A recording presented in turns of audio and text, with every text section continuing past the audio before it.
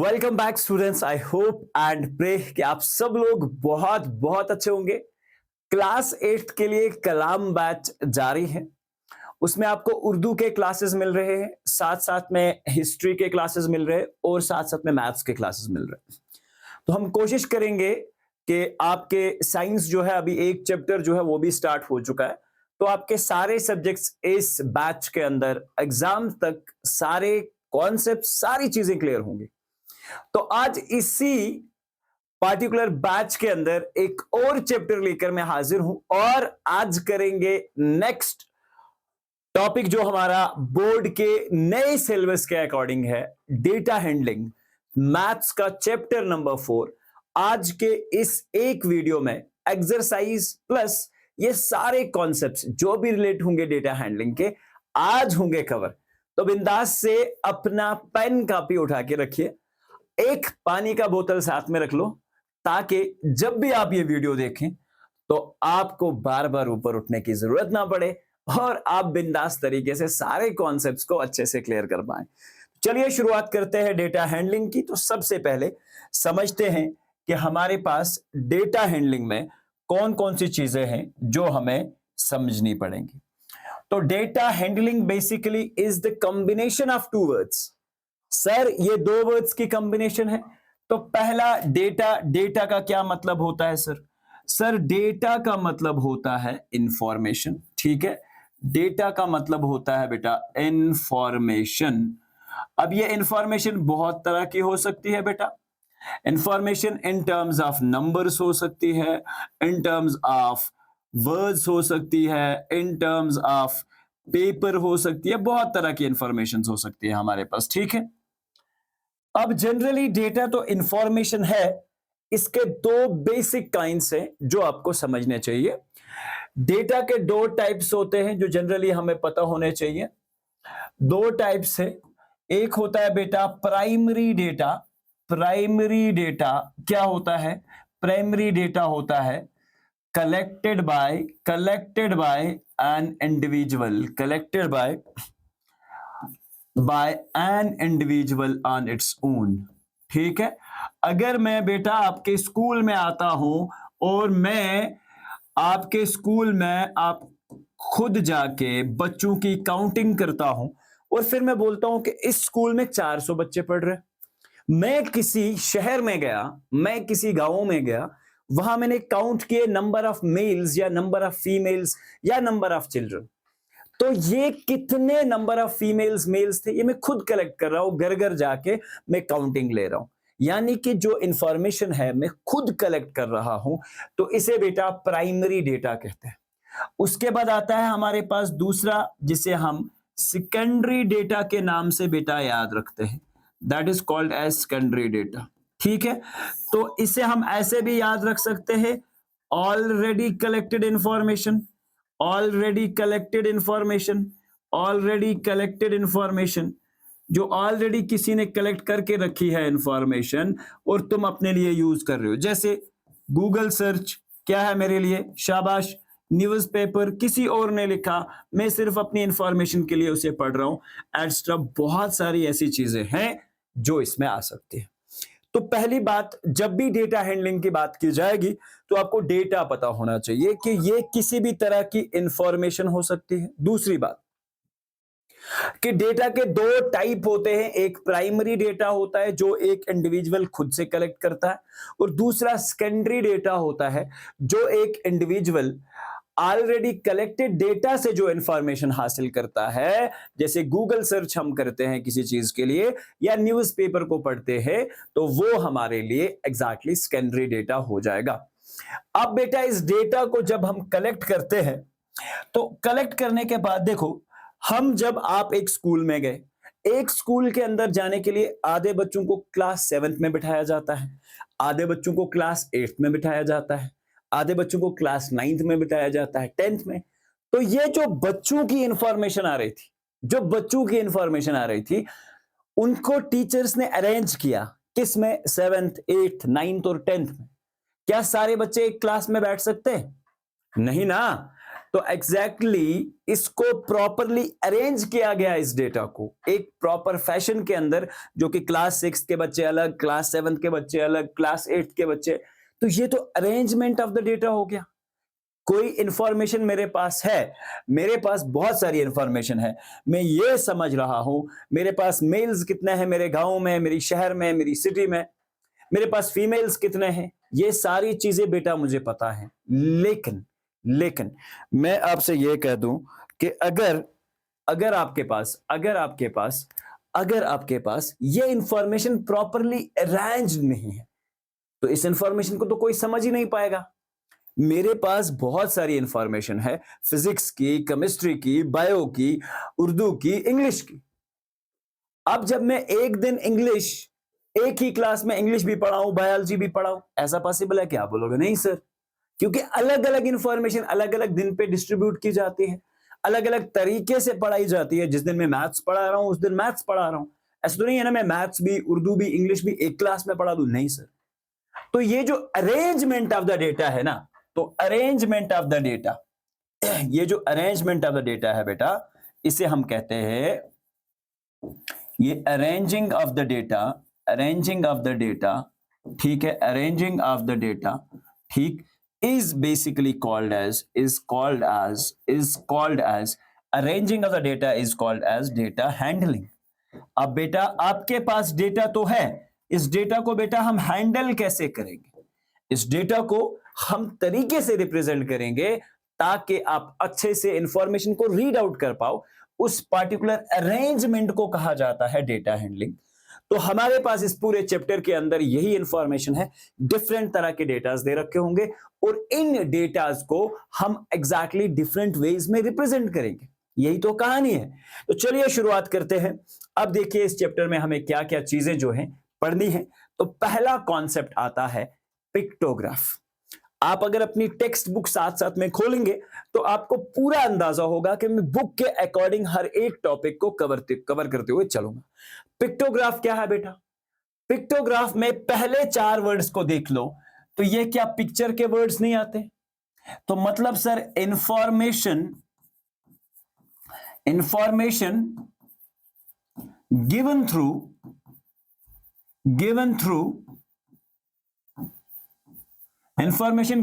Pictures, information given through pictures is called as pictograph. बहुत simple. मैंने कहा कोई ऐसी इंफॉर्मेशन जो हमें पिक्चर से मिलती है, उस इंफॉर्मेशन को हम पिक्टोग्राफ कहते हैं। कितना आसान है, अब समझ लो। यहां पे एक गाड़ी बनी हुई है, एक कार बनी हुई है। एक कार रिप्रेजेंट कर रही है, 1 सिंबल स्टैंड्स फॉर 100 कार्स। एक सिंबल स्टैंड करता है 100 कार्स के लिए। तो यहां आप इजीली बेटा समझ लो, जुलाई के महीने में एक कार, दूसरी कार और एक आधी। अगर एक फुल कार 100 कार्स को रिप्रेजेंट कर रही है तो आधी कार आप बोलोगे सर 50 को रिप्रेजेंट करेगी। 50 कार्स को देखो, 100 + 50 इज 250 कार्स। तो मतलब ये इंफॉर्मेशन अब मुझे दी जा रही है with the help of pictures. बात क्लियर हो गई? बात क्लियर होनी चाहिए। अगस्त की बात करते हैं। अगस्त में एक कार, 2 कार, 3 कारें, तो ये बेसिकली 300 कार्स जो है संभलती, बनती। समझ गए बात को? इस तरह से सितंबर के महीने में 1, 2, 3 और कंप्लीट 4 कार्स हैं। तो इसका मतलब है बेटा ये रिप्रेजेंट कर रही है 400 कार्स। बिकॉज एक गाड़ी का मतलब 100, दूसरी गाड़ी का मतलब 100, तीसरी गाड़ी का मतलब 100, फोर्थ गाड़ी का मतलब 100 कार्स। तो इन सब को जब मैं जमा करता हूं तो ये सारी कार्स मिला के आती है 400 कार्स। बात क्लियर हो गई सर? बात बिल्कुल सर क्लियर है। और इस तरह की कोई भी इंफॉर्मेशन जो पिक्चर्स के थ्रू दी जाए तो उसे हम पिक्टोग्राफ कहते हैं। पिक्टोग्राफ में कुछ ज्यादा बातें नहीं है। तो पिक्टोग्राफ में 2 चीजों का आपको अच्छे से ध्यान रखना है। पहली बात, सिंबल और फिर पिक्चर। पिक्चर और सिंबल दोनों को समझ, एक पिक्चर कितने कार्स को रिप्रेजेंट कर रही है ये आपको आना चाहिए। And this is the enough thing. अब आगे बढ़ते हैं। दूसरा आता है हमारे पास बार ग्राफ। बार ग्राफ हम क्लास 7th के अंदर भी सीख के आए। सबसे पहले मैं आपको बता दूं कि भैया बार जो होती है, बार किसे कहते हैं। तो ये आपको जो रेक्टेंगल्स दिख रही है ना यहाँ पे, ये और ये बेसिकली बेटा बार्स कहलाते हैं। तो इनको हम बार्स कहते हैं और इसी की वजह से इस particular fashion of representation of data को हम बोलते हैं बार ग्राफ।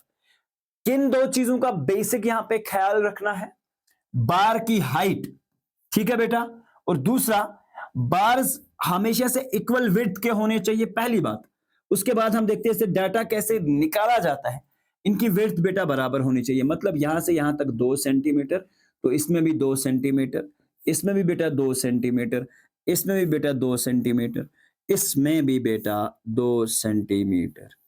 समझ गए बात को, समझ गए बात को, क्लियर हो गई बात।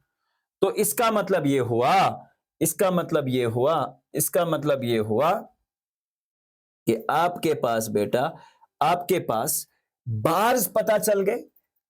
एक कहानी तो पता है कि sir height of the bar matter करती है, इसकी लंबाई कितनी है, और दूसरा width of the bar equal होनी चाहिए, और distance between the two bars must also be equal, यानी कि दो बार्स के बीच का जो डिस्टेंस होता है वो भी इक्वल होना चाहिए। बात क्लियर हो गई? आई होप कि यहां तक आपको चीजें अच्छे से क्लियर। दूसरी दो चीजें आपको समझनी है बार ग्राफ के अंदर कि बेटा इसका स्केल क्या होता है, स्केल समझना है। सबसे पहले जैसे मैं इस बार ग्राफ को दे रहा हूं तो एक तरफ मुझे एक्स एक्सिस के ऊपर एकेडमिक ईयर्स बताए जा रहे हैं, और दूसरे पे मैं अगर देखूं तो number of students in class 8। तो मुझे ऐसा समझने में आ रहा है कि मुझे बताया जा रहा है कि इतने एकेडमिक ईयर में क्लास 8 के अंदर कितने स्टूडेंट थे, यही तो इंफॉर्मेशन दी जा रही है। मैंने कहा सबसे पहले, अच्छा सर डिनोट कैसे करना है? मैंने कहा एक चीज को जहन में रख लो, एक चीज को जहन में रख लो, बाकी सारा काम हो जाएगा। हाइट ऑफ द बार, देखो इतनी हाइट है इसकी। अब ये हाइट किस पे चेक करेंगे बेटा? इस वाली एक्सिस पे चेक करेंगे। देखो ये 100 के करीब आ रहा है, मतलब 2003 और 2004 का जो बार ग्राफ है, जो बार है उसकी हाइट है यहां बेटा 100। तो इसका मतलब 2003 और 4 में कितने स्टूडेंट्स थे? 100 स्टूडेंट्स थे क्लास 8 के अंदर। फिर मैंने देखा 2004 और 5 के अंदर, मैंने हाइट पे गया, यहां से इधर घुमाया तो देखा 200 बच्चे यहां पे अवेलेबल थे, 200 स्टूडेंट्स। फिर हम बेटा 2005 से 2006 पे गए तो मैंने देखा बेटा हमारे पास 250 स्टूडेंट्स थे। समझ गए बात? 250 स्टूडेंट्स थे, 250 स्टूडेंट्स थे। फिर देखा मैंने 2005-6 हो गया मेरे पास, और यहां पे ध्यान रखना बहुत अच्छे से। फिर हमारे पास ये जो ग्राफ है 2006-7 का है, ये वाला ग्राफ, इसकी हाइट हम मेजर करेंगे। हाइट मेजर की तो 300 स्टूडेंट्स मुझे दिख रहे थे। यहां से इसकी हाइट और यहां से इसकी हाइट, इस स्केल के ऊपर आपको देखना है। इसकी लंबाई देखो कितनी है, 300 स्टूडेंट्स दिखा रहे हैं, और फिर ये मेरे पास 350 स्टूडेंट्स दिखा रहे हैं। तो इसका मतलब है किसी भी बार के ग्राफ के थ्रू भी इंफॉर्मेशन को रिप्रेजेंट किया जा सकता है। दो तरीके हो गए। अब इसका बड़ा भाई आता है जिसे हम बोलते हैं बेटा double bar graph. Double bar graph की पहली condition, data type should be same. Same type of data जो है बेटा हम रिप्रेजेंट कर सकते हैं। Same type of data, data different नहीं हो सकता है डबल बार ग्राफ के अंदर, ठीक है। और इसमें हम, ठीक है, एग्जैक्टली इंफॉर्मेशन जो है डबल इंफॉर्मेशन दे सकते हैं, यानी कि एक सिंगल इंफॉर्मेशन नहीं देगा, डबल इंफॉर्मेशन देगा। एज द नेम सजेस्ट्स, तो ये डबल इंफॉर्मेशन आपको प्रोवाइड करेगा। दो चीजें हो गई, एक तो सेम टाइप ऑफ डेटा होगा तभी डबल बार ग्राफ बनाया जा सकता है। दूसरी बात, हमारे पास डबल इंफॉर्मेशन दी जा सकती है और इसका शेप जो होता है कुछ इस तरह का होता है जैसे आपको दिख रहा है डबल बार ग्राफ के अंदर। जैसे आपको दिख रहा है पिछले ग्राफ में सिंगल बार दिख रहा था, सिंगल एक एक बार दिख रहा है। यहां क्या दिख रहा है आपको? यहां दिख रहा है डबल डबल। तो डबल से मतलब डबल बार ग्राफ। सर पहली बात मैंने क्या, डाटा आपके पास बेटा सेम तरह का होना चाहिए। मतलब अगर मैं स्कूल के स्टूडेंट्स को रिप्रेजेंट कर रहा हूं तो स्कूल के स्टूडेंट ही रिप्रेजेंट होंगे। ऐसे नहीं एक तरह से मैं स्कूल के स्टूडेंट रिप्रेजेंट करूं और एक तरफ से पॉपुलेशन ऑफ द सिटी बताऊं, एक ग्राफ से ऐसा पॉसिबल नहीं है।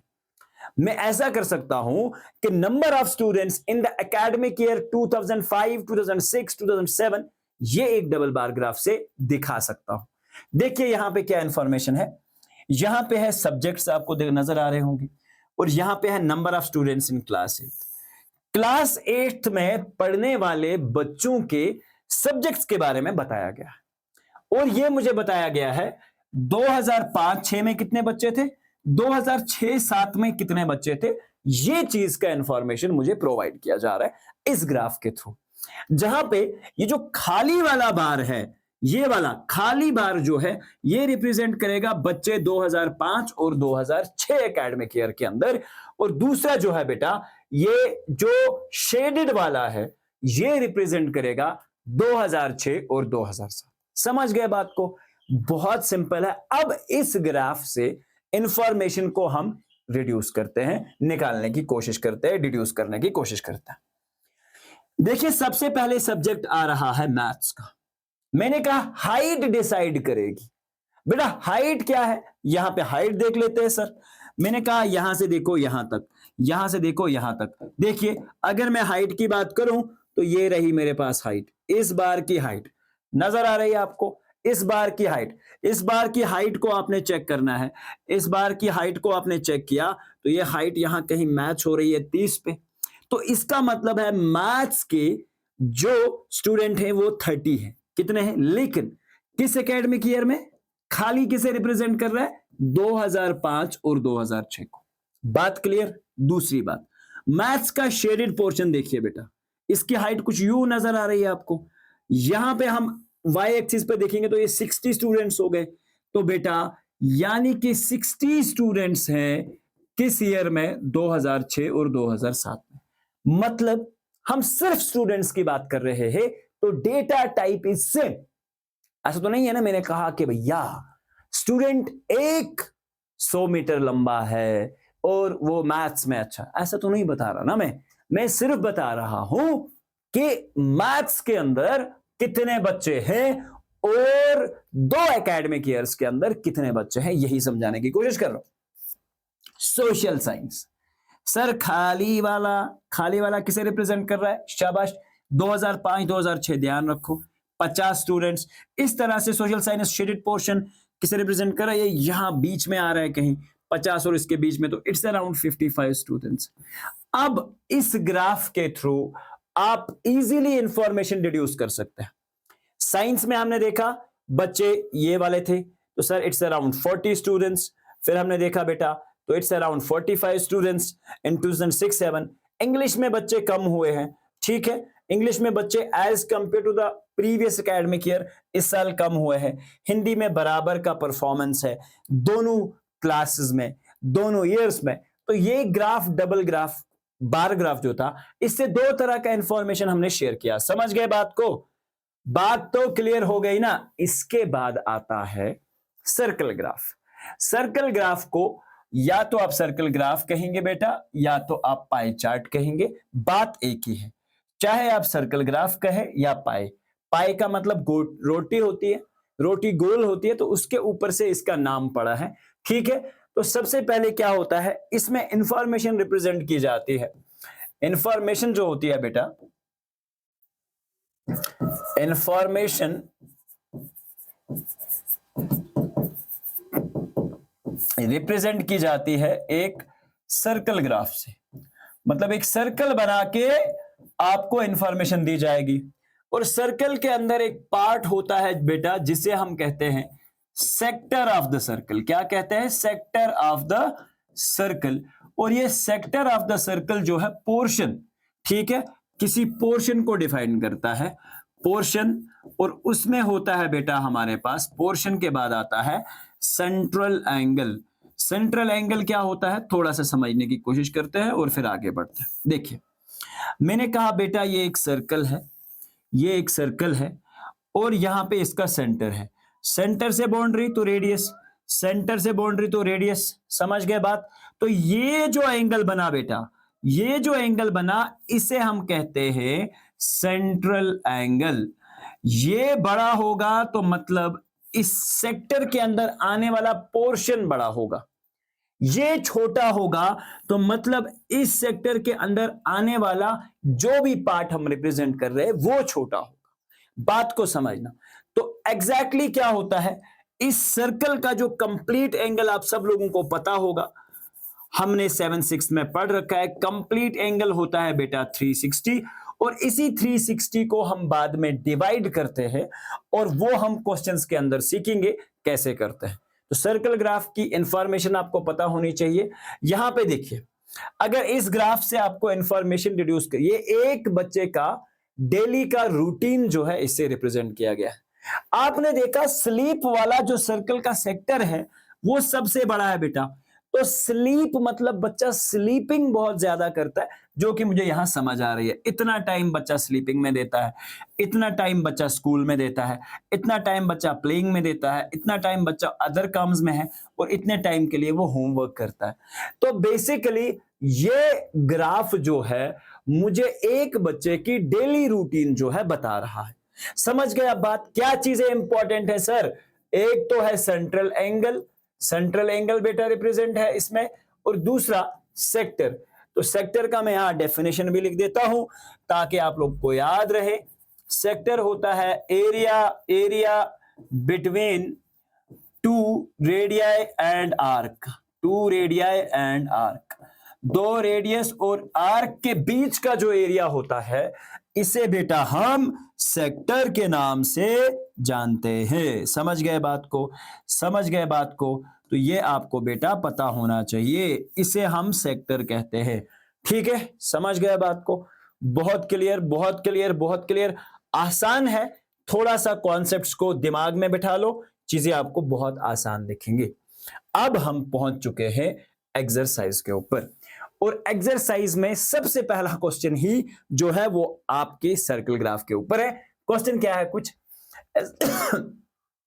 सर्वे वाज मेड, एक सर्वे किया गया, find the type of music that a certain group of young people like in. इसमें दिखाया गया कि कुछ यंग लोग हैं जो म्यूजिक पसंद करते हैं। एडजॉइनिंग पाई चार्ट बेसिकली हमें यह इंफॉर्मेशन दे रहा है। अब थोड़ा सा पाई चार्ट पे आ जाते हैं।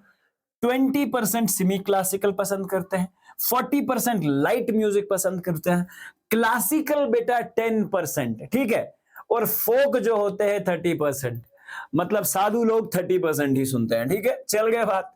ओके, अब हमें बताना है, अब हमें बताना है, ध्यान रखिए।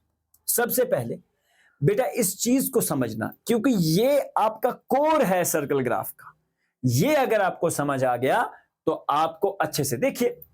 मैं अगर आपको बता दूं कि बेटा एक कंप्लीट एंगल जो है, ये कंप्लीट एंगल जो है 360 के बराबर, आप बोलोगे सर बिल्कुल 360 के बराबर है, कोई डाउट नहीं।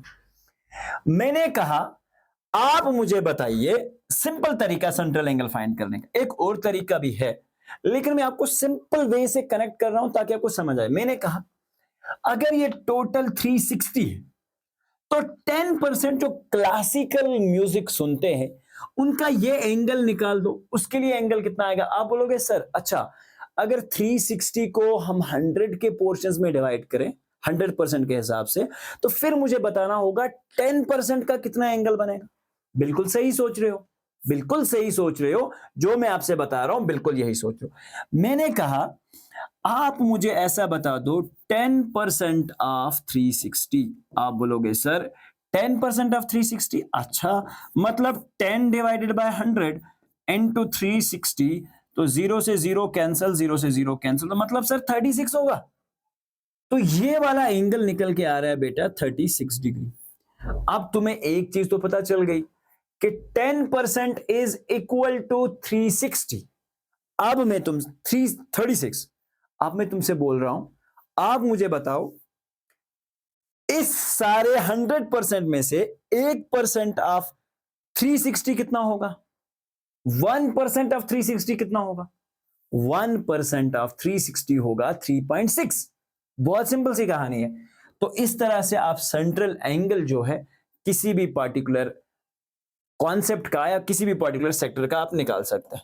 समझ गए आप बात? देखिए अब आपने क्या काम करना है, अब आपने क्या काम करना है। पहला question, if 20 people liked classical music, अगर 20 लोग क्लासिकल म्यूजिक सुन रहे हैं, how many young people were surveyed, यानी कि 20% मेरे पास है बेटा। अच्छा, क्लासिकल म्यूजिक के बारे में बात हो रही है, क्लासिकल पे आते हैं हम। क्लासिकल 10% जो मैंने अभी निकाला था बेटा, ये बोल रहे हैं कि अगर 20 लोग पसंद करते हैं क्लासिकल म्यूजिक को, तो सर्वे में कितने लोगों के ऊपर सर्वे किया गया जिसमें से हमें पता चला कि 20 लोग इसमें से पसंद करते होंगे इसको। देखिए, सबसे पहले मैंने कहा आपके पास क्लासिकल तो सिर्फ 10% है, समझ रहे हो आप, क्लासिकल इज ओनली 10%। मैंने कहा बेटा 10% ऑफ 10% ऑफ 10% ऑफ 10% ऑफ, ठीक है, 10% ऑफ सम क्वांटिटी, वो क्वांटिटी मुझे नहीं पता है ना कितनी है, एक्स, वो आ रहा है बेटा 20 के बराबर। यही तो है कहानी। मैंने कहा 10% किसी पार्टिकुलर अमाउंट का, वो आ रहा है 20, ठीक है।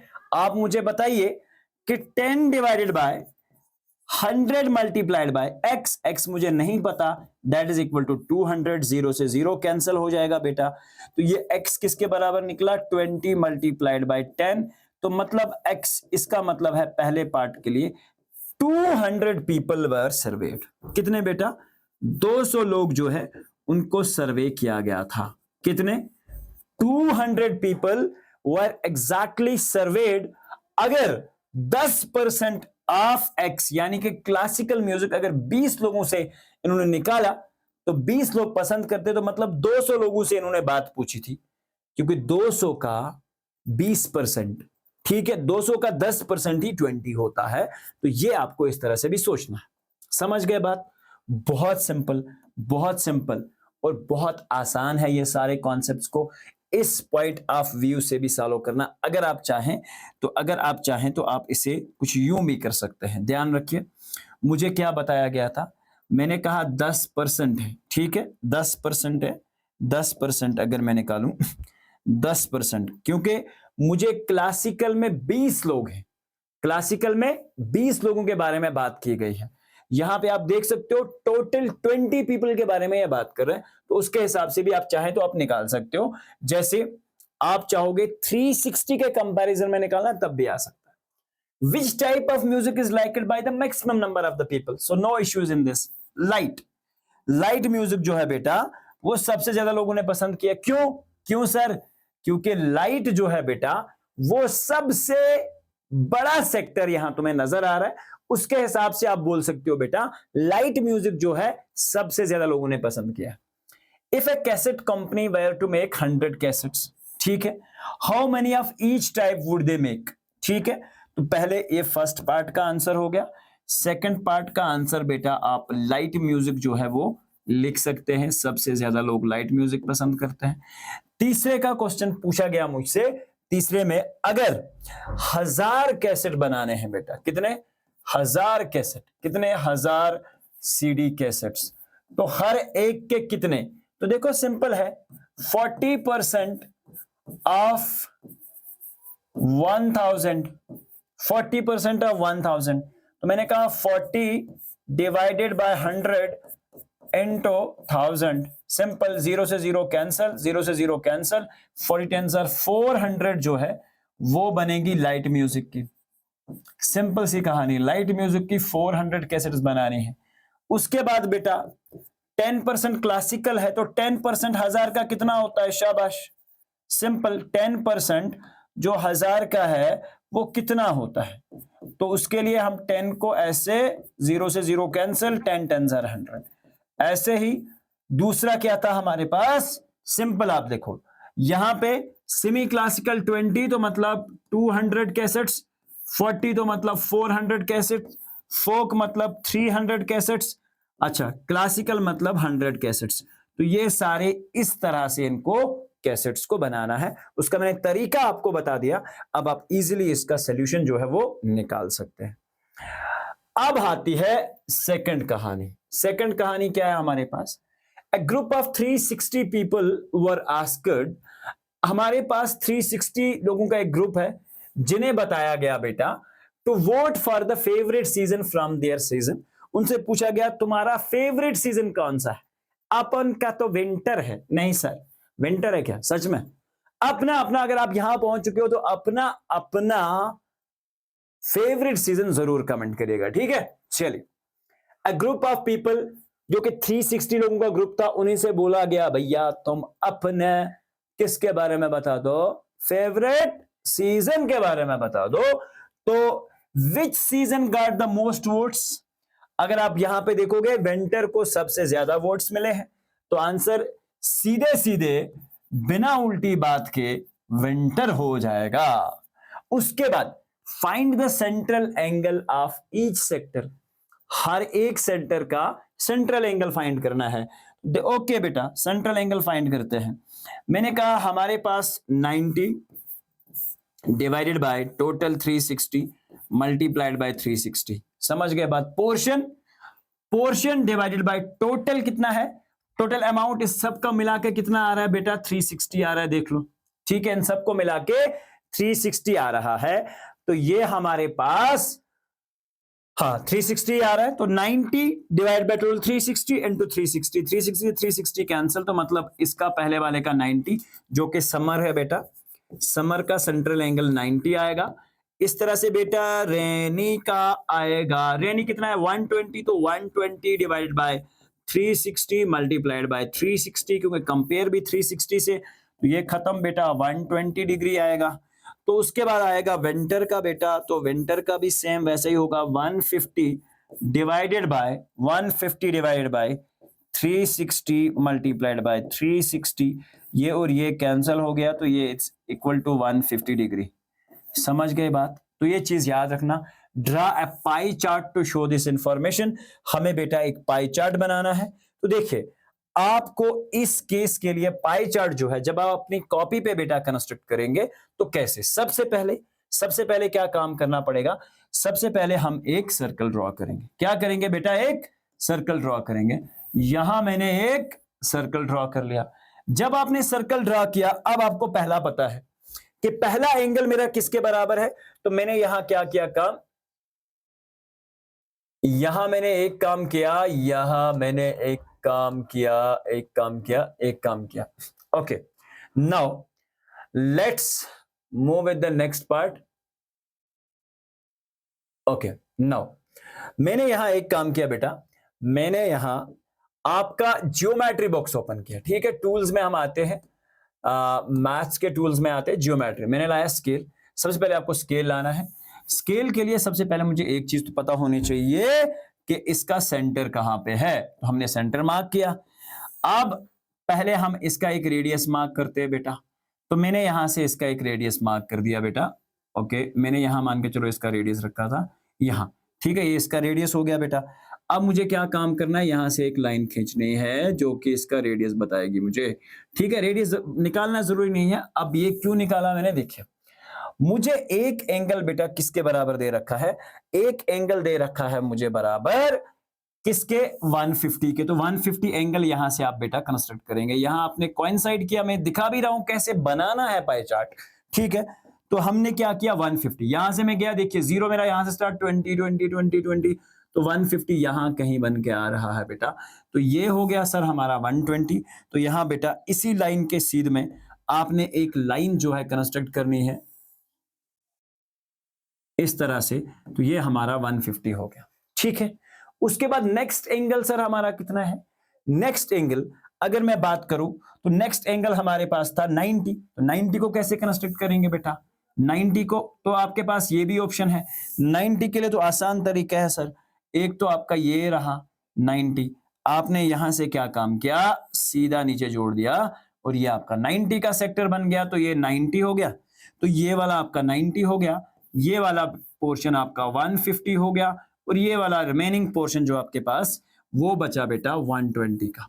बहुत सिंपल तरीका होता है, किसी भी पाई चार्ट को इस तरह से आप ड्रॉ कर सकते हैं। ये आपका विंटर सीजन हो गया।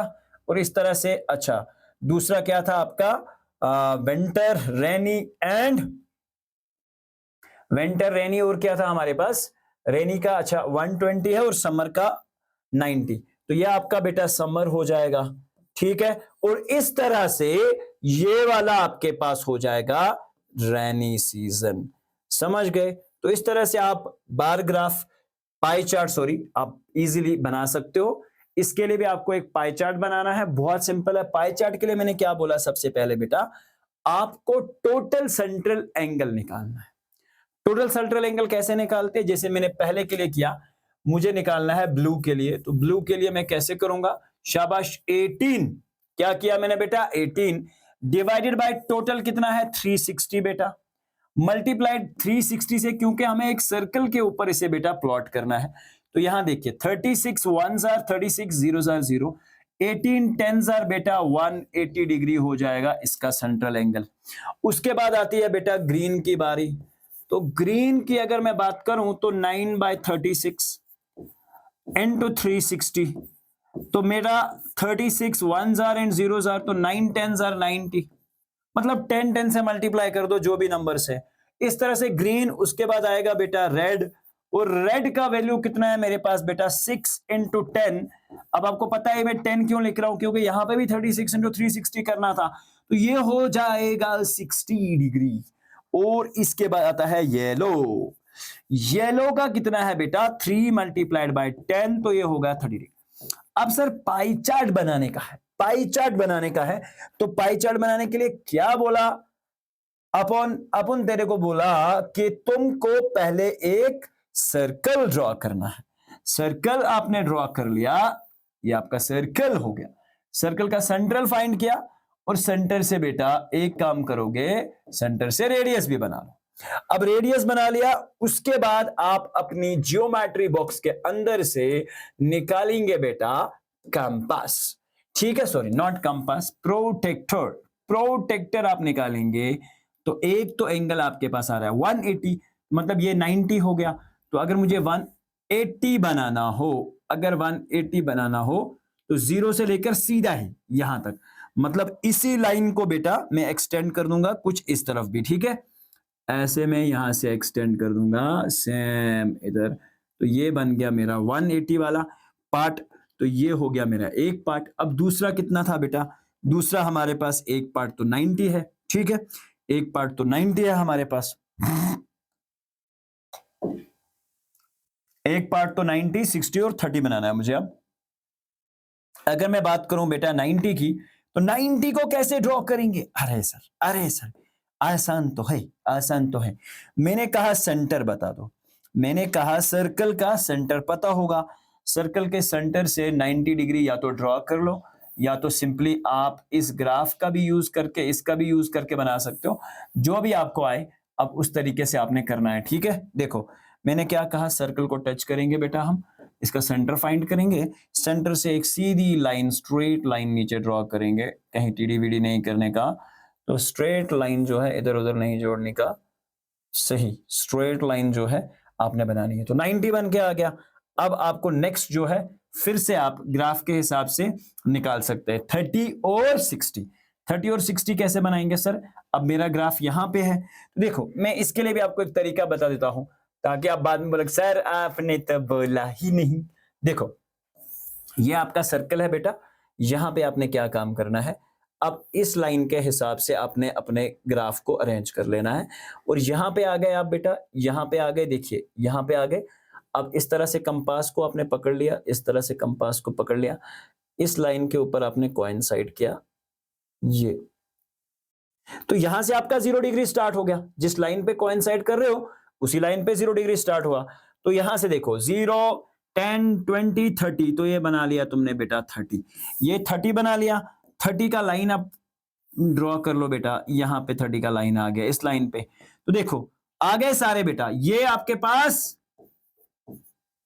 180, ये आपके पास 90, ये आपके पास 30, और ये रिमेनिंग बचा बेटा 60 डिग्री। बात खत्म, बात खत्म। ये आपका इस तरह से पाई चार्ट जो है कंप्लीटली आप डिजाइन जो है कर सकता है। तो चलिए बढ़ते हैं आगे क्वेश्चन। अब है क्वेश्चन नंबर 4। फिर से सर्कल ग्राफ पे बात हो रही है, फिर से हमारे पास एक सर्कल ग्राफ दे रखा है। अगर आपको अच्छे से ये मालूम है तो आप सर्कल ग्राफ को कंस्ट्रक्ट कैसे करेंगे वो मेरे पास दे रखा है, सेंट्रल एंगल वहीं से दे रखा है। तो हमें क्या पूछा गया है, एक पाई चार्ट है जो कि एग्जामिनेशन ऑफ द स्टूडेंट दिखाता है हिंदी में, इंग्लिश में, मैथमेटिक्स में, सोशल साइंस में, साइंस में और साइंस में। अगर total number of marks obtained by the student is 540, answer the following question. In which subject did the student score 105 marks? किसमें 105 मार्क्स मिले? तो सब में हम एक्चुअली क्या करते हैं, वैल्यूज निकाल लेते हैं, तो उसके बाद ही हमें पता चल पाएगा कि किसमें क्या है, किसमें क्या है। तो सबसे पहले हम बात करेंगे बेटा इंग्लिश की। इंग्लिश में देखिए, इंग्लिश में अगर मैं बात करूं तो मेरे पास आएगा 55 डिग्री डिवाइड बाय टोटल कितना दे रखा है एंगल, अच्छा 540 है मार्क्स, ठीक है। 540 मल्टीप्लाइड बाय 360, जीरो से बेटा जीरो कैंसिल हो जाएगा, ठीक है। तो यहां हम क्या कर सकते हैं, 9 4 36 और यहां हो जाएगा 9 6 54, ठीक है। फिर हो जाएगा 2 3 6 2 2 4, 55 2 कितना हो जाता है 110 डिवाइडेड बाय 3। तो ये आपके मार्क्स हैं जो इंग्लिश में बन के आ रहे हैं। इट्स अराउंड 110 डिवाइडेड बाय 3 के जो मार्क्स है वो आपके आ रहे हैं किसके अंदर, एग्जैक्टली इसमें। अब दूसरे तरीके से भी आप कर सकते हैं, बिल्कुल ठीक है, दूसरे तरीके से भी आप कर सकते हैं। देखिए मुझे पूछा गया है किस सब्जेक्ट में 105 मार्क्स मिले हैं, ऐसा पूछा गया क्वेश्चन कि किस सब्जेक्ट में 105 मिले हैं। तो मैं मान के चलता हूं कि किसी एक सब्जेक्ट में, लेट्स से कौन सा सब्जेक्ट होगा वो, ठीक है। वो एंगल मेरे पास बराबर आ जाएगा, देखो 105 डिवाइडेड बाय 540 को अगर मैं कंपेयर करूंगा 360 के साथ तो ये तो इजीली मैच हो जाएगा। देखो यहां पे जीरो से जीरो कैंसिल हो जाएगा, यहां पे 9 4 36 9 6 54, तो ये हो जाएगा हमारे पास 2 और यहां से भी होना चाहिए मेरे ख्याल से 2 2 4 2 3 6। तो यहां से देखिए 3 3 9 3 5 15 15 2 यानी कि 70 डिग्री का एंगल किस वाले में है, 70 डिग्री का, तो मतलब सर हिंदी में है, तो इसका मतलब हिंदी में इसको मार्क्स मिले हैं 105। आप सेंट्रल एंगल इजीली फाइंड कर सकते हैं ना, इसके हिसाब से मार्क्स दे रखे हैं डिवाइड बाय टोटल 540 हो जाएगा, एंगल दे रखा है तो डिवाइड बाय 540 मार्क्स तो आप कर नहीं सकते। How many more marks were obtained by the student in mathematics than in Hindi. अब देखो बेटा मेरे पास मैथमेटिक्स का एंगल दे रखा है, इंग्लिश का एंगल दे रखा है, साइंस का एंगल दे रखा है, तो इन सारे एंगल्स को डिनोट करते हुए हम इजीली जो है बाकी सब्जेक्ट्स के मार्क्स जो है वो ऑब्टेन कर सकते हैं। सेकंड क्वेश्चन पे हम बात करेंगे कितने ज्यादा मार्क्स, उसके लिए हम क्या काम करेंगे, हम एक बार हम सारे इन एग्जैक्टली जितने भी मेरे पास ये सब्जेक्ट्स हैं इन सब के सेंट्रल एंगल जो मेरे पास वहीं से दे रखे हैं वो हम निकालने की कोशिश करेंगे, उसके हिसाब से हम मार्क्स निकालने की कोशिश करेंगे। और जैसे ही हमें सारे सब्जेक्ट्स के मार्क्स जो है वो पता चल पाएंगे तो इन सारे आंसर्स को करना हमारे लिए बहुत आसान हो जाएगा।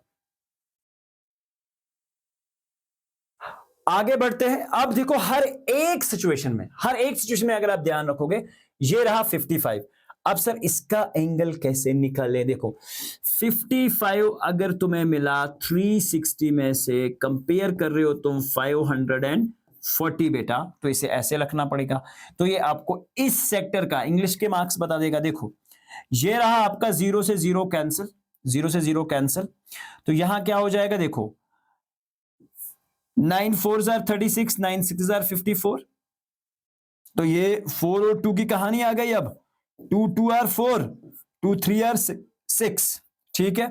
55 into 3 divided by 2, 55 into 3 divided by 2, तो 3 5 बेटा 15 हो जाएगा। इस तरह से 3 5 15 1 16 165 डिवाइड बाई 2, तो इसका मतलब है 2 8 and point 2 2 and then again 1 2 5, तो 80 पॉइंट, ठीक है 80, सॉरी पॉइंट कहां से आ गया, ठीक है यहां ध्यान रखो,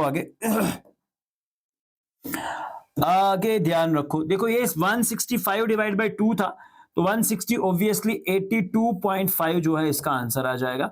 तो ये मार्क्स जो है बेटा वो आपके इंग्लिश में हो गए। इस तरह से आपके हिंदी में मार्क्स हमने आपको बता दिए 70। इस तरह से 90 अगर आपको निकालना हो, मैथमेटिक्स के मार्क्स निकालने हो, तो आप करेंगे 90 बाय 360 मल्टीप्लाइड बाय 540। तो ये चीज आपको जहन में होनी चाहिए। 0 से 0 बेटा कैंसिल हो जाएगा। तो यहां देखिए, अगर मैं 9 की बात करूं तो 9 10s आर 90, खत्म। 9 4s आर 36, ठीक है। 4 यहां से 54 है हमारे पास। तो let's say 2 2s are 4, 2 5s are 10, तो ये हो जाएगा हमारे पास 5 इंटू 54 डिवाइडेड बाय 2। तो ये हो जाएगा 2 2s are and then 2 7s are 5 into 27, 5 7s are 35, 5 carry हो जाएगा, 3 कैरी हो जाएगा, 5 2s आर 10 एंड 3 135 जो मार्क्स हैं वो बेटा मैथ्स में मिले हैं। इस तरह से आप ये सारे कॉन्सेप्ट्स जो हैं इस एंगल को पढ़ते हुए आप निकाल सकते हैं। अब मुझसे दूसरा क्वेश्चन पूछा गया था, how many more marks were obtained by the student in mathematics than in Hindi. Hindi में कितने मिले थे? हिंदी में मैंने आपको बोला 105। मैथ्स में कितने मिले बेटा? मैथ्स में मिले 135। तो आपको यहां से अंदाजा हो गया कि 30 marks more were scored in maths as compared to the Hindi.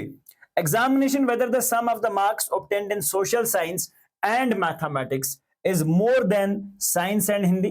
तो just study the central angle. तो मैंने आपको बोला ये मैथ्स के लिए हो गया। सोशल साइंस का एंगल कितना है सर? 65 है। तो देखो बेटा क्या करना है, कुछ भी नहीं सर। सोशल साइंस ये तो मैथ्स के लिए हो गया बेटा, ठीक है। सोशल साइंस के लिए एंगल कितना है? 65 डिवाइडेड बाय 360 मल्टीप्लाइड बाय 540 बेटा। तो ये 0 से 0 बेटा कैंसिल हो जाएगा। सिंपल ऐसा ही करना है आपने भी, ठीक है। सिंपल मल्टीप्लिकेशंस पे ऊपर जो है आपको ध्यान रखना है। 9 4s आर 36 बेटा, तो 9 6s आर, फिर से 2 2s आर, फिर से 2 3s आर हो जाएगा, ठीक है। तो 65 मल्टीप्लाइड बाय 3 डिवाइडेड बाय 2। तो 65 इंटू 3 कितना हो जाता है? 3 5s are 15, 3 6s are 12 and 1 is 13, 135 by 2। तो ये हो जाएगा बेटा हमारे पास सीधा ही 2 6s आर 12, 15 आगे गए तो 15 बनाया, 2 7s आर 14 पॉइंट, ठीक है, एक आगे 2 5s आर, तो आंसर इज 67.5।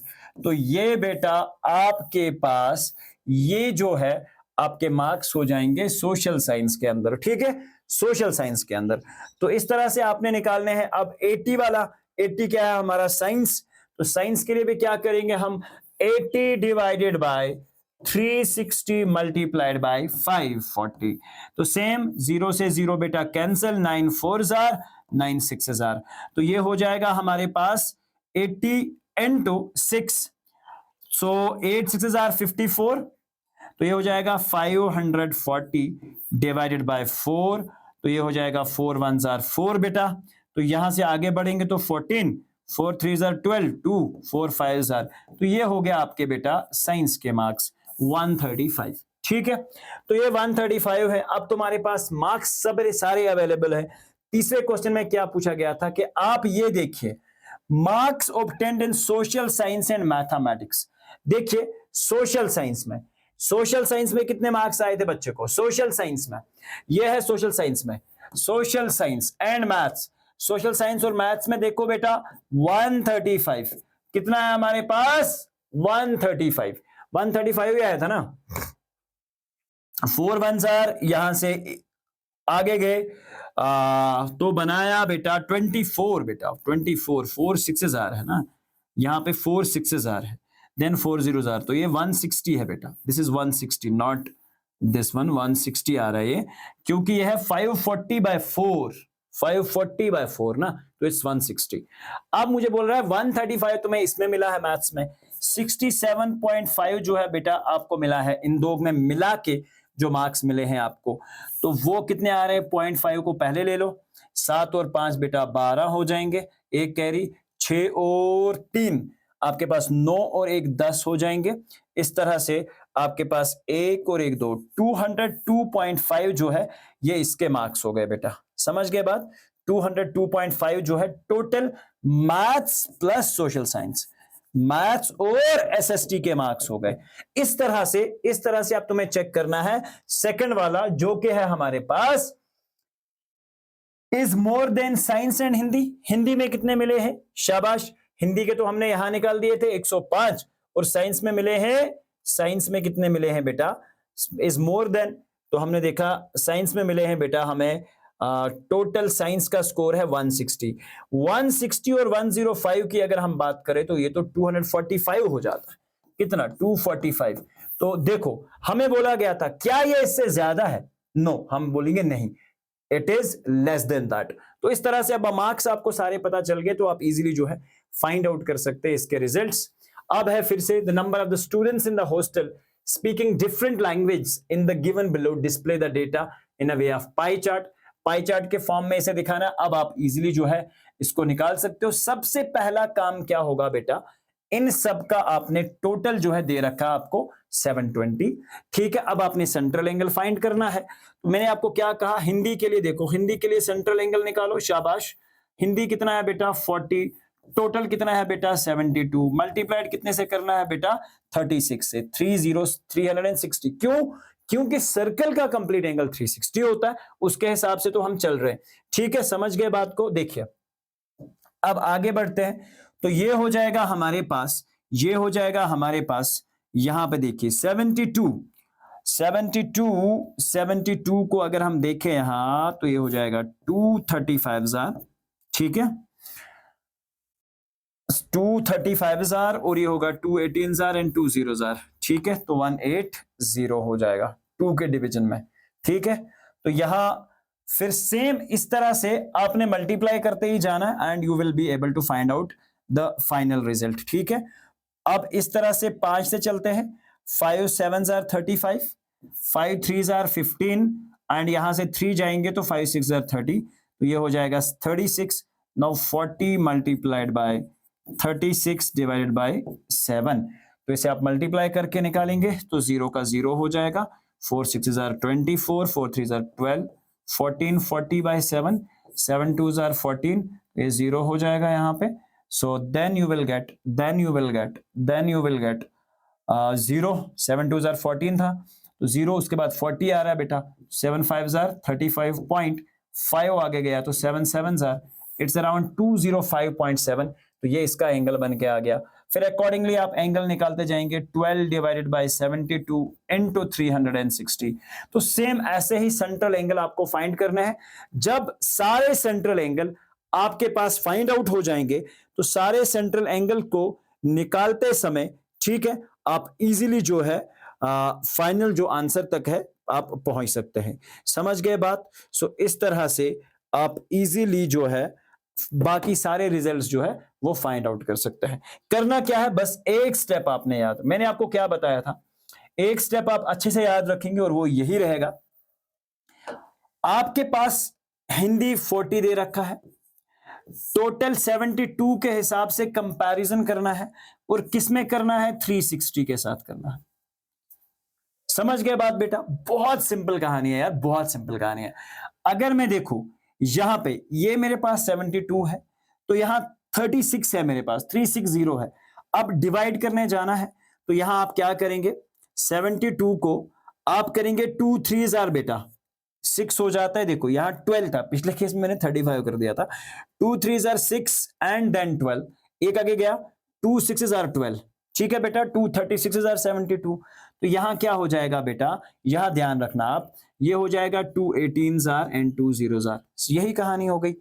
36 और 180 बेटा, 36 और 180 की अगर मैं बात करूं, 36 5 180, सिंपल। 45 200 हो गया बेटा इसका सेंट्रल एंगल।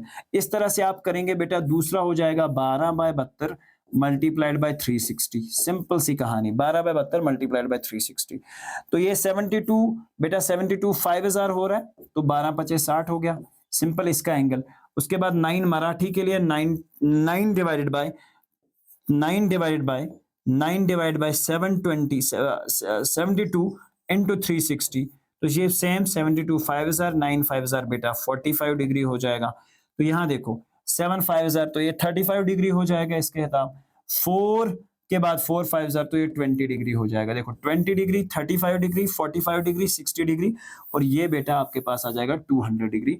तो इस तरह से आप अपने ग्राफ को जो है बेटा प्लॉट जो है आसान से कर सकते हैं। सेंट्रल एंगल मैंने आपको दे दिया है और सेंट्रल एंगल जब आपको पता है तो आप किसी भी ग्राफ को पाई चार्ट को ड्रा कर सकते हैं। बहुत आसान तरीका है, मैंने 2 आपको ड्रॉ करके दिखाए हैं, तो वो बहुत आसान कहानी है। उसके बाद आता है बेटा हमारे पास एक नेक्स्ट कॉन्सेप्ट इस चैप्टर के अंदर, जो कि है चांस एंड प्रोबेबिलिटी। क्या है बेटा? Chance and probability. समझ गए आप बात को? चांस एंड प्रोबेबिलिटी को। चांस और प्रोबेबिलिटी मैंने आपको क्या बोला बेटा? Measurement of chances. याद रखना, measurement of chances is known as probability. फिलहाल आप इतना याद रखो, हायर क्लास में आप थोड़ा सा इसे और अपडेटेड वर्जन में पढ़ोगे, इज नोन एज प्रोबेबिलिटी। मैंने कहा बेटा एक क्रिकेट मैच को टॉस, और जब टॉस करते हैं तो हेड और टेल से बेटा हम डिसाइड करते हैं। अब एडवांस में हम कभी ये नहीं बता सकते कि कौन सी टीम जो है आज का टॉस या आज का मैच जो है वो जीतने वाले हैं। ठीक है, आप इस चीज को अच्छे से जहन में रखिएगा। हेड और टेल की अगर मैं बात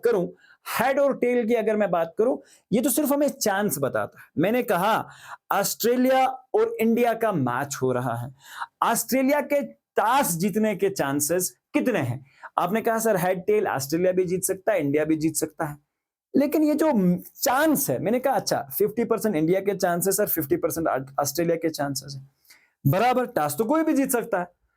हमने कहा बेटा अगर इस टॉस के मेजरमेंट को हम करें कि कितने परसेंट चांसेस हैं इंडिया के या कितने परसेंट चांसेस हैं ऑस्ट्रेलिया के इस टॉस को जीतने के, तो वो तो चांस का मेजरमेंट हो गया।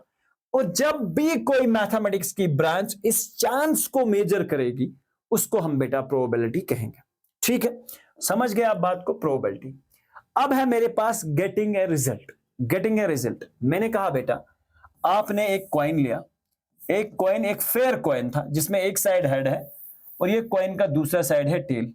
मैंने रोल आउट किया इसे, ठीक है, टॉस किया कॉइन को, हेड आ सकता है, टेल आ सकता है। मैंने कहा बेटा अगर आपसे कोई पूछता है प्रोबेबिलिटी ऑफ हेड मेजर करके बताओ, आप बोलोगे देखो प्रोबेबिलिटी ऑफ सर हेड तो एक ही है, टोटल 2 चांसेस हैं तो 1/2 मतलब 50%।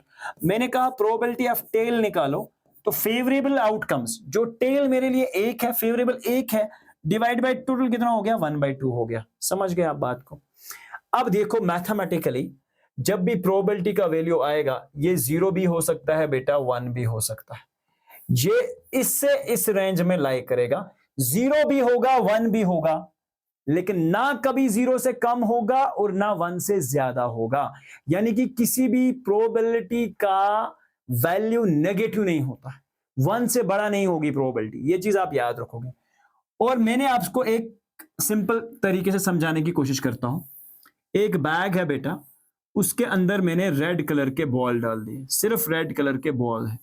मैंने किसी को कहा भैया रेड कलर के बॉल है इस बैग के अंदर। क्या है? Red colour. आप बिना हाथ देखे व्हाइट कलर का बॉल निकालो। आप बोलोगे सर बैग के अंदर तो सिर्फ रेड कलर के बॉल्स हैं, मैं कहां से निकाल पाऊंगा क्या व्हाइट कलर का बॉल? मतलब व्हाइट कलर का बॉल इस बैग से निकालना पॉसिबल नहीं है। और अगर ऐसा है तो probability of getting a white ball out of this is almost 0, और इसे 0 हम बोलते हैं। और इस तरह के इवेंट को हम प्रोबेबिलिटी के अंदर इम्पॉसिबल इवेंट बोलते हैं। समझ गए? अब मैंने किसी स्टूडेंट को कहा मुझे ये बताओ प्रोबेबिलिटी ऑफ रेड कितनी होगी? वो बोलेगा सर सारे बॉल तो रेड हैं सर, 100% सर। आपके बैग के अंदर रेड बॉल है और अगर आप बिना देखे भी हाथ डालोगे तो रेड बॉल ही हाथ में आएगी। तो मैंने कहा प्रोबेबिलिटी ऑफ रेड, आप बोलोगे फेवरेबल सर रेड कितने हैं मेरे पास? सारे 5, टोटल भी कितने हैं? 5, तो ये आएगी बेटा 1 के बराबर। इसे हम बोलते हैं श्योर इवेंट। श्योर इवेंट का मतलब होता है बेटा सर्टन इवेंट। सर्टन का मतलब होता है बेटा जिसे आप 100% जानते हो, यानी कि जिस रिजल्ट के बारे में बेटा आप 100% श्योर हो, आपको पहले से पता है। जैसे मैंने तुम्हें एक कॉइन दे दी, उसका एक साइड भी हेड है, दूसरा साइड भी हेड है। मैंने कहा इसे टॉस करो, आंसर बताओ। आप बोला कि सर चीटिंग हो रही है, हेड है तो दोनों तरफ हेड ही आएगा, मतलब you are sure about the event. समझ गए? अब जो मैं ये कॉइन को टॉस करता हूं, एक और एग्जांपल हम लेते हैं, रोलिंग ऑफ अ डाइस। देखो आपने ये गेम तो खेला होगा बेटा, rolling of a dice. Rolling of dice का गेम तो सब लोगों ने खेला होगा। जब हम डाइस को रोल करते हैं तो आउटकम्स क्या निकल के आते हैं बेटा? 1 2 3 4 5 6, यही आउटकम्स होते हैं, क्योंकि डाइस के 6 साइड्स में आपको 1 2 3 4 5 6 मिलता है। अब मैंने कहा बेटा, अगर मैं आपसे पूछूं, एक डाइस को रोल करने से पहले मैं तुमसे पूछूं, एक के आने के कितने चांसेस हैं? आपने डाइस को रोल किया, ऊपर 1 डॉट आ गया, इसके आने के कितने चांसेस है? आप बोलोगे सर आपने तो बताया था प्रोबेबिलिटी होती है, प्रोबेबिलिटी किसके बराबर होती है? डेफिनेशन लिख लो। ठीक है, number of favourable outcomes. Favourable outcomes, अच्छा सर फेवरेबल आउटकम के कितने नंबर होंगे? Divided by total number of outcomes. Total number of outcomes. अच्छा सर फेवरेबल की बात की सर आपने, किया 1 की बात, 1 तो सर एक ही है सर, टोटल कितने हैं? 6, तो प्रोबेबिलिटी ऑफ 1 ये हो गई बेटा प्रोबेबिलिटी ऑफ 1। ऐसे ही प्रोबेबिलिटी ऑफ 2 भी सर एक है, 1/6। Probability of 3 1/6। Probability of 4 1/6। मैंने कहा प्रोबेबिलिटी ऑफ इवन नंबर बता दो, आपको देखना है इवन कितने हैं, 1 2 3। अब लगा 3/6, प्रोबेबिलिटी ऑफ इवन कितनी हो जाएगी बेटा? 3/6। अब ये श्योर इवेंट, इम्पॉसिबल इवेंट, ये आपको याद रखने हैं। इक्वली लाइकली इवेंट्स वो इवेंट्स होते हैं जिनके चांसेस ऑफ ओकरेंस बराबर होते हैं, जैसे probability of head and tail. Probability of head and tell,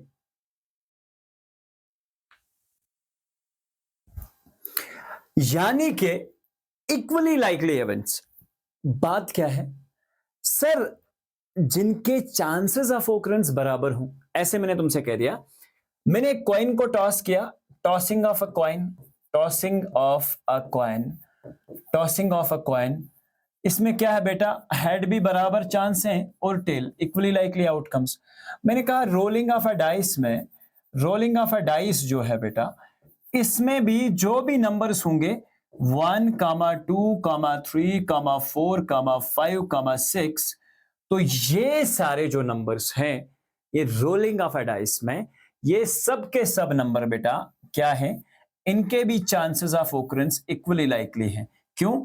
ये 1 के भी 1/6, 2 की भी 1/6, 3 की भी 1/6। समझ गए आप बात? अब प्रोबेबिलिटी आपको समझ आनी चाहिए।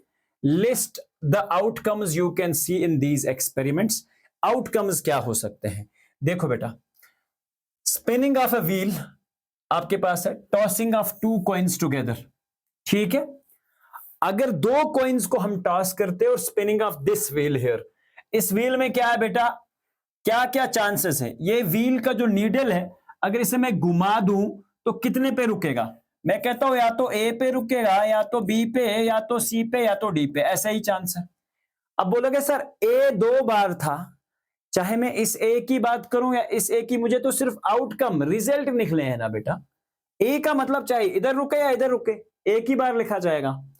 टॉसिंग ऑफ 2 कॉइन्स, मैंने कहा 2 कॉइन्स को देखो, सिंपल मैं दिखा रहा हूं, राइट हैंड लेफ्ट हैंड का ध्यान रखना। ऊपर फेंका, इसमें हेड आया, इसमें भी हेड आया, 2 कॉइन्स को एक बार फेंका, दोनों में हेड, तो मतलब सर 2 हेड्स। मैंने अब दूसरी बार दोनों को फेंका, दोनों में टेल, दोनों में टेल बेटा, दोनों में टेल आ गया। मैंने अब दोनों को फेंका, इसमें हेड, इसमें टेल। अच्छा सर इसमें हेड, इसमें टेल। अब सर उल्टा, इसमें हेड, इसमें टेल, तो ये रहे आपके outcomes tossing of the 2 coins के, और ये है आपका स्पिनिंग ऑफ द व्हील के आउटकम्स। आउटकम्स मतलब रिजल्ट क्या आ सकते हैं? जैसे आपसे कोई पूछे what are the outcomes of rolling of a dice, rolling of a dice, लेकिन इसमें याद रखना है, रोलिंग ऑफ अ डाइस में एक्स्ट्रा चीज यहां बता रहा हूं, rolling of a dice at once, at once. देखो एट वंस की मतलब बात सर 1 2 3 4 5 और 6 ये आ सकते हैं आउटकम्स। समझ गए बात? और मैंने तुमसे कह दिया रोलिंग ऑफ अ डाइस के बाद, रोलिंग ऑफ अ डाइस के बाद अगर मैंने तुमसे कह दिया rolling of a dice 2 times, तो ये 36 आउटकम्स दिखाएगा। When die is thrown, अब एक डाई को थ्रो किया गया, list the outcomes of an event of getting a prime number। Prime number के देखियो बेटा, अगर एक डाई को थ्रो किया जाए, list the outcomes of an event of getting prime number. ठीक है बेटा, देखो आउटकम्स जब रोलिंग ऑफ अ डाइस की बात की जाए तो 1 2 3 4 5 और 6 ये चांसेस हैं बेटा, ये आ सकता है डाइस के ऊपर। अब इसमें से प्राइम नंबर कितने हैं बेटा, देखो 1 प्राइम नंबर नहीं होता, 2 प्राइम नंबर, 3 प्राइम नंबर, 5। तो प्राइम नंबर की अगर मैं बात करूं और इसकी प्रोबेबिलिटी भी अगर हम फाइंड करें, probability of P stands for prime number is exactly equal to 3 divided by total 6, that is equal to 1/2। Not a prime. अब सर अगर प्राइम 3/6 है तो नॉट प्राइम कितने हैं, 1 2 और 3 नॉट प्राइम भी हैं। तो मैं ऐसे लिखूंगा probability of not prime, NP stands for not prime, वो भी होगा बेटा 3/6। आंसर आएगा 1/2। ए नंबर ग्रेटर देन 5 की प्रोबेबिलिटी क्या है, चांस क्या है, इसके लिए अगर आउटकम लिखना पड़ेगा तो बेटा 5 ही आएगा। 5 सॉरी, ए नंबर ग्रेटर देन 5 बोला, ग्रेटर देन 5, इसका मतलब ये हुआ ग्रेटर देन 5 एक ही तो नंबर है, मतलब 6। नंबर ग्रेटर देन 5, आप बोलोगे sir 1/6। Probability of number not, ठीक है, ग्रेटर देन 5, तो इसको मैं नॉट ऐसे लिख देता हूं, probability of number not greater than 5, not greater, या तो इसको ऐसे लिखते हैं प्रोबेबिलिटी ऑफ अ नंबर, ताकि आपको बाद में याद रहे, कंफ्यूजन ना हो। Probability of a number greater than 5 is 1/6 and probability of a number less than 5 है।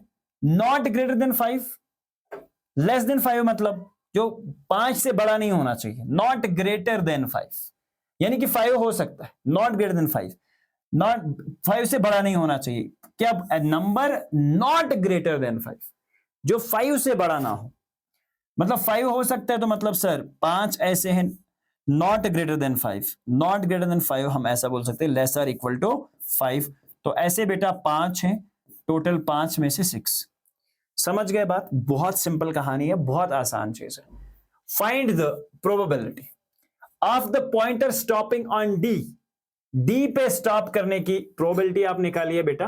पहले क्वेश्चन में बात की जा रही है, देखो अगर मैं इसमें प्रोबेबिलिटी डी पे स्टॉप करने की निकालूं तो डी तो सिर्फ एक ही बार है। Probability on spinner stopping on D, stopping on D is, D तो एक ही ऑप्शन है, 1 डिवाइड बाय टोटल कितने ऑप्शन है स्टॉप होने के लिए 5, तो 1/5 इसकी probability. Probability of getting an S from a well shuffled deck of 52 cards. देखो बेटा अब थोड़ा सा कहानी में ट्विस्ट है। मैंने कहा आपके पास जो कार्ड्स होते हैं, जो कार्ड्स होते हैं प्लेइंग कार्ड्स, ये होते हैं बेटा टोटल 52। इनमें से जो 26 कार्ड्स होते हैं बेटा वो ब्लैक कार्ड्स होते हैं, ब्लैक कलर के कार्ड्स मतलब, और इसी में से बेटा 26 होते हैं रेड कलर के कार्ड्स, रेड कलर के कार्ड्स होते हैं। ठीक है बेटा, इस तरह से अगर मैं बात करूं, यहां रेड कलर के आते हैं बेटा आपके हार्ट और डायमंड, हार्ट और डायमंड जो होते हैं बेटा वो रेड कलर के होते हैं, और आपके स्पेड और क्लब्स, स्पेड और क्लब जो ब्लैक कलर के होते हैं उनको स्पेड और क्लब्स कहा जाता है। स्पेड खुद 13 कार्ड्स होते हैं, क्लब भी बेटा 13 होते हैं, हार्ट भी 13 होते हैं, डायमंड भी 13 होता है। अब हर एक 13 ग्रुप में बेटा एक किंग होता है, एक किंग की क्वीन होती है, और एक जैक होता है, और बेटा एक एस होता है हर एक कार्ड में। और फिर नंबर कार्ड्स होते हैं कहां से, 2 3 4 5 6 7 8 और 9, और इस तरह से बेटा 10, ये कार्ड्स होते हैं। देखो 1 2 3 4 5 6 7 8 9 10 11 12 और 13, हर एक ग्रुप में 13 कार्ड्स होते हैं। सेम यहां पे भी एक किंग होता है बेटा, एक क्वीन होती है बेटा, इस तरह से एक जैक होता है बेटा और एक एस होता है, और उसके बाद फिर से नंबर्स कार्ड यही होते हैं सब में। तो यहाँ पे भी एक बेटा किंग, एक क्वीन, एक जैक और एक एस। यहाँ पे भी किंग, क्वीन, जैक और एक एस होता है, और इस तरह से इनमें भी फिर नंबर कार्ड्स होते हैं 2 से लेकर 10 तक, और इसमें भी नंबर्स कार्ड होते हैं 2 से लेकर 10 तक। अब आपको समझ आ जानी चाहिए मैंने क्या कहा, एस यहाँ पे एक कार्ड होता है, एक ग्रुप में एक कार्ड, इसमें भी एक कार्ड, टोटल 4 कार्ड्स होते हैं एसेस। टोटल कितने होते हैं 52। तो अब इसके हिसाब से probability of getting an S, S कितने हैं बेटा हमारे पास 4 डिवाइडेड बाय 52, तो ये आ जाएगी बी की प्रोबेबिलिटी, तो जो कि होती है 1 divided by 13। 4 1s are and 4 13s are 52। Probability of getting a red apple, इसमें से रेड एप्पल की प्रोबेबिलिटी निकालो बेटा। सी पार्ट में red, probability of getting a red apple, red apple is equal to, देखो रेड एप्पल की probability क्या है, 4 ऐसे प्रोबेबल जो है हमारे पास वो रेड हैं बेटा, 4 रेड हैं, और टोटल कितने 1 2 3 4 5 6 7, 4 डिवाइड बाय 7, 4 डिवाइड बाय 7। समझ गए बात? तो ये बहुत सिंपल हो गई, फेवरेबल डिवाइडेड बाय टोटल कहानी है।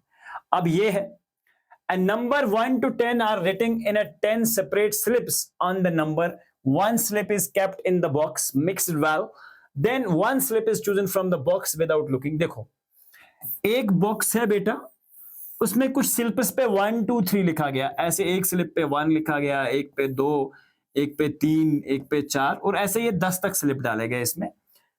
अब मुझे बतानी है probability of getting A number 6। Number 6 इसमें एक ही बार है, तो एक बार डिवाइडेड बाय 10, तो पहले पार्ट का answer probability. Getting a number less than 6, less than 6 कितने हैं बेटा 5 नंबर हैं, तो ये हो गया 5 बाय 10, तो मतलब सर ये होगा 1 बाय 2, सेकंड पार्ट। थर्ड क्या होगा, getting a number greater than 6, मतलब 6 से बड़े 4 ही नंबर हैं, 7 8 9 और 10, तो तीसरे का हो जाएगा 4 बाय 10। गेटिंग 1 डिजिट नंबर, तो ये तो सारे 1 डिजिट नंबर नहीं है, एक 10 डो है इसमें 2 डिजिट नंबर है, तो वो कितना हो जाएगा बेटा 9 डिवाइडेड बाय 10, तो ये इसका आंसर हो जाएगा। बहुत सिंपल सा चैप्टर है ये, अच्छे से ध्यान रखोगे। If you have a spinning wheel with 3 green sectors, एक ऐसा है बेटा स्पिनिंग व्हील जिसमें 3 ग्रीन सेक्टर है, 3 कितने हैं ग्रीन सेक्टर हैं बेटा, 3 ग्रीन सेक्टर हैं ऐसे, एक ऐसा ग्रीन सेक्टर, एक ऐसा ग्रीन सेक्टर बेटा, ऐसे 3 ग्रीन सेक्टर हैं, मतलब ये 3 ग्रीन सेक्टर हैं इसमें, 1 रेड सेक्टर, इस तरह से एक रेड सेक्टर है, मतलब एक रेड सेक्टर है, 3 ग्रीन सेक्टर, 1 ब्लू सेक्टर, और एक ब्लू सेक्टर है बेटा, ऐसे एक ब्लू सेक्टर है। अब बोला जाए what is the probability of getting green sector, green sector की प्रोबेबिलिटी कितनी आएगी, देखो प्रोबेबिलिटी ऑफ ग्रीन सेक्टर, मैंने आपको अभी बोला ग्रीन कितने हैं 3, टोटल कितने हैं, एक तो 3 ग्रीन हो गए, 2 ये हो गए 5, 3 बाय 5। इस तरह से what is the probability of getting a non blue sector, non blue का मतलब क्या है, जो ब्लू नहीं है, रेड भी तो ब्लू नहीं है, ब्लू तो खुद ब्लू है ही नहीं, मतलब एक तो ये वाला, सॉरी एक इसको छोड़ के वो सारे आएंगे। तो नॉन ब्लू की अगर हम बात करें, ब्लू तो एक ही है बेटा, ब्लू एक ही है, 1 red sector and 1 blue sector, उसके बगैर 4 सेक्टर हैं, 3 ग्रीन और 1 रेड, तो मतलब 4 हमें बताना है, तो 4 बाय 5 इसकी प्रोबेबिलिटी हो जाएगी। समझ गए बात को? बहुत सिंपल है। Find the probability of the event given in question number 2। Question number 2 में जो प्रोबेबिलिटी का इवेंट दे रखा था उसकी प्रोबेबिलिटी निकाल लिया। क्वेश्चन नंबर 2, क्वेश्चन नंबर 2 कहां पे है बेटा, क्वेश्चन नंबर 2 को एक बार देख लेते हैं। Given in question number 2, question number 2, question number 2 list, अच्छा ये वाला होगा फिर, ठीक। हाँ, इसकी तो हमने प्रोबेबिलिटी ही निकाल दी है डायरेक्टली, हमने इस क्वेश्चन को ऑलरेडी सॉल्व कर दिया है। जो हमें क्वेश्चन नंबर 2 में प्रोबेबिलिटीज मैंने ऑलरेडी, प्राइम नंबर की आउटकम्स क्या आएंगे, देखो हमें पहले यहाँ आउटकम्स लिखने थे क्योंकि उसने पूछा था आउटकम्स। प्राइम नंबर कितने आते हैं बेटा, प्राइम नंबर तो 3 ही आते हैं मेरे पास, तो प्राइम नंबर के आउटकम्स कौन कौन से हैं, मतलब कौन कौन से प्राइम नंबर्स हैं, एक तो है बेटा 2, एक तो है बेटा 3 और एक तो है 5, ये इसका आउटकम हो जाएगा। इसकी प्रोबेबिलिटी 3/6 हो जाएगी। नॉट ए प्राइम नंबर कौन सा होगा बेटा, 1 होगा, 4 होगा और 6 होगा जो कि प्राइम नंबर नहीं है। ए नंबर ग्रेटर देन 5 तो 1 है बेटा, प्रोबेबिलिटी उसकी क्या आएगी 6। ए नंबर नॉट ग्रेटर देन 5, 5 से जो बड़ा ना हो, 5 से बड़ा कौन सा नंबर नहीं है, 1 2 3 और 4, तो इसकी प्रोबेबिलिटी भी फिर कितने आ जाएगी, नॉट ग्रेटर देन 4 बता रहा है, तो it's gonna be equal to, last वाला यहां पे देख लेना, this is gonna be 4/6, 4/6 and this is the answer. समझ गया बात? This finally brings us to the end of this fabulous chapter. So up till we have completed chapter 4, यानी कि chapter 4 is now completed here. ठीक है, इंशाल्लाह बहुत जल्दी हम मिलेंगे चैप्टर नंबर 5 में। टिल देन ढेर सारा ख्याल रखें, चैप्टर्स को बहुत अच्छे से देखें, बहुत अच्छे से फिगर आउट करें, और उसके बाद हर एक चीज की प्रैक्टिस जरूरी है। Till then we are meeting in the next session. अपना ढेर सारा ख्याल रखें and God bless you all guys. Thank you.